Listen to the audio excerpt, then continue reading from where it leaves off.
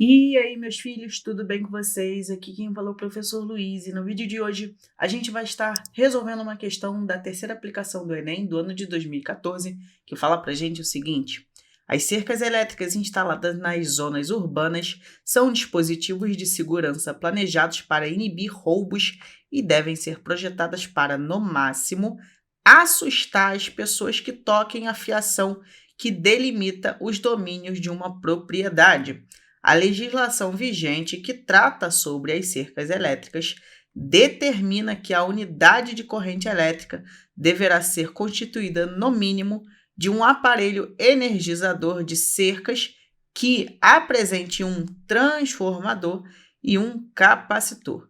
Ela também menciona que o tipo de corrente elétrica deve ser pulsante. Considere que o transformador supracitado seja constituído basicamente por um enrolamento primário e outro secundário, e que este último está ligado indiretamente à fiação. A função do transformador em uma cerca elétrica é o seguinte. Gente, qual é a finalidade de um transformador? Gente, geralmente, o que a gente vai ter? Geralmente, associado ao sistema elétrico, passa uma corrente que pode ser letal, uma corrente de alta intensidade. A função do transformador é transformar a corrente, beleza?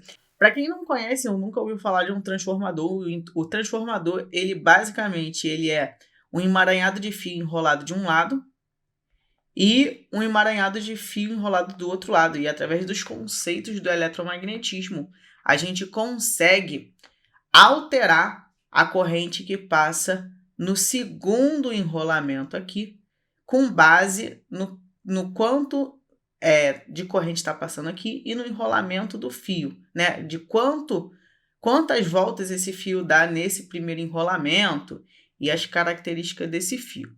Enfim, o que a gente precisa entender é que o transformador ele precisa manter a mesma quantidade de energia, tanto no lado esquerdo, né, no enrolamento primário, quanto no lado direito. Então, a gente pode dizer que a quantidade de energia do lado esquerdo tem que ser igual à quantidade de energia do lado direito. Você não quer perder a energia em nenhum transformador. Só que, no caso dos transformadores, a gente pode abrir essa expressão e lembrar que a energia pode ser calculada como potência vezes o tempo. Ou seja, a potência associada a cada um desses enrolamentos tem que ser a mesma e o tempo também. Inclusive, a gente pode simplificar o tempo daqui e a gente pode chegar à conclusão de que o transformador, em qualquer transformador, a potência, idealmente falando, tem que ser a mesma nos dois lados. Então, o que vai acontecer? A gente só vai mexer nas características da corrente e da tensão. Para isso, a gente pode lembrar que a potência é dada por U vezes I. Ou seja, a gente vai mexer na relação entre DDP e corrente. Assim, a gente consegue alterar as características, né, do transformador. Ele quer que a corrente elétrica, ela no máximo dê um susto no cara. Então, essa corrente elétrica tem que ser de baixa intensidade. Luiz, porque não pode ser uma corrente elétrica de alta intensidade? Porque se você coloca uma corrente de alta intensidade passando por ali, você mata a pessoa que encostar na cerca elétrica. E essa não é a ideia, né? Imagina, alguém encostou por acidente na cerca elétrica, morreu. É meio fúnebre pensar nisso.